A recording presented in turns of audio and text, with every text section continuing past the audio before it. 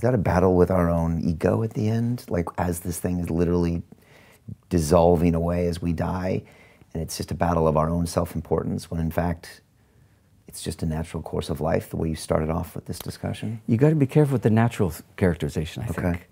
You know, natural is code for your mother would like it. Right, okay. It's code for... You don't want me to give any... environmental friendly toilet euphemisms paper around my death. No, it would be better just to get solid. Okay. So I don't know, you know, natural. I mean, women go into childbirth with this natural tyranny expectation, and so that any involvement of anyone else becomes unnatural. It's a terrible position to put yourself in. People come to their death the same way. Okay. They're going to kind of white knuckle it out, or they're just going to ohm it out. But this is it. But same thing again. Are you listening to it though? Because it doesn't mean you any harm, but it means you.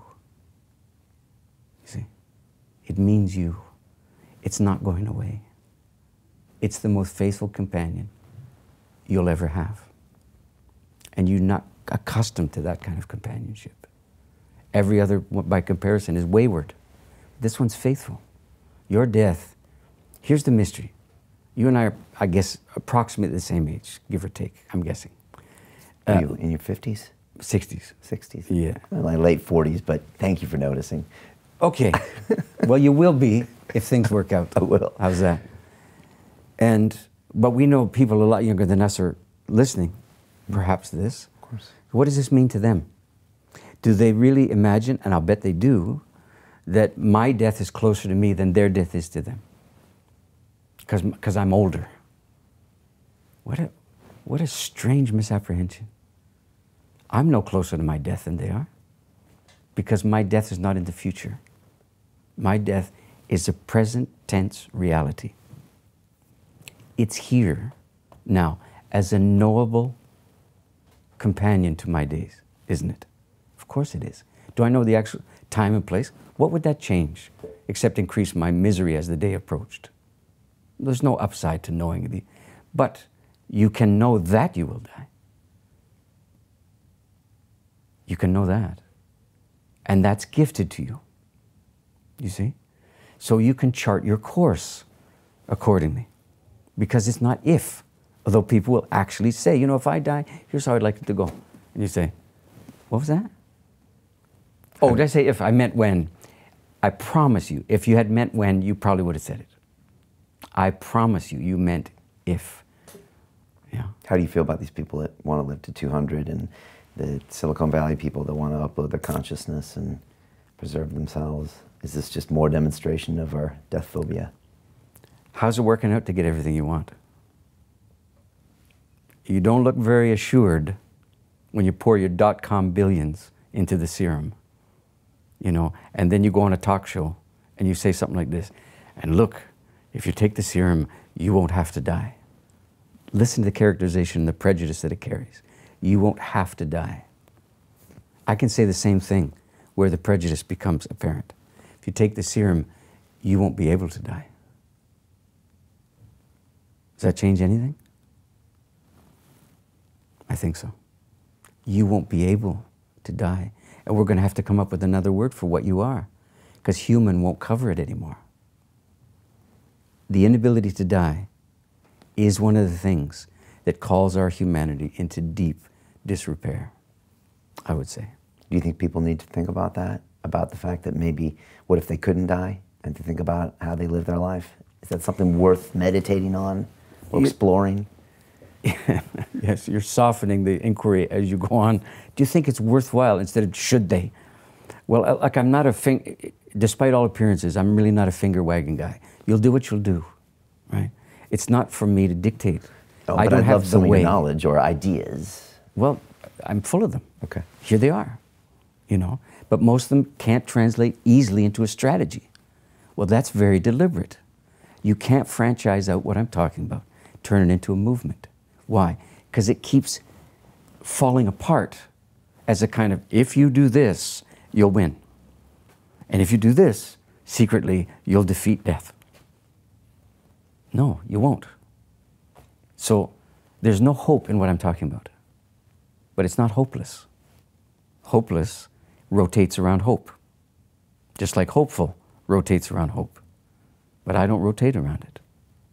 I have no obligation to be hopeful or hopeless because I've experimented with both of them and they're not that interesting. But the capacity to proceed free of either one of them compels me. And that's what you hear from me is the refusal to be bound to the hope project.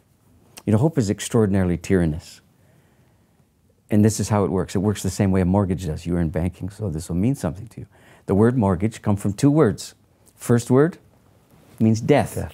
Second word, parceled out over time. What is a mortgage but death on the installment plan? That's exactly what it is. And the word tells you that's what it is. And the moral code of a mortgage goes like this. You have to keep up your payments. Why? Well, you'll end up paying more. Because you have this fixed amount called the principal. That's what you did. You borrowed. You took somebody else's money. You're living beyond your means. Shouldn't have done it. That's the moral order. But there's punishment that's stitched into the fabric. That's called the interest. And that's why it's variable. You see, it's not a fixed amount. It's a fixed rate. But the amount is determined by your compliance, isn't it? You know it is. So you could end up paying way more than you signed on for if you don't comply. And what a mortgage does is turn you away from the present. You do without now in order to have later. And that's exactly what hope does. And the easy demonstration of this, neither one of us are sitting here right now hoping that we're sitting here right now. It's a ludicrous statement. Hope is not required for us to occupy these places, is it? No. You don't feel hopeless? No. But you don't feel hopeful either? No. It's not needed? No. Why? Because the present is generous. That's why. And you don't need to turn away from it. But hope obliges you to abandon the present for the sake of a possible future. And if you're dying, what are you supposed to be hoping for? That you're not dying? What will that turn you into? It's not good, right? So you experiment with hopelessness. Okay, if you must try again, try it again. See how it goes. See if it's a more authentic experience than being hopeful. It isn't. But to utterly not require hope at all and to engage the God that's sitting in the corner of your room, both of you can agree that you don't need to be hopeful anymore. You're absolved of the obligation to strive. Now you learn the etiquette of the deep, radical hospitality of including in your life its end. It turns you into an innkeeper, you see, not a security guard. You're an innkeeper, and your guest is mysterious. And the consequence of the presence of your guest will be the end of your inn. But you realize, what a way to end your innkeeping career is that your last guest brought the whole thing to a mandatory conclusion. It's a good analogy. It's a little more than an analogy. It's kind of how it goes.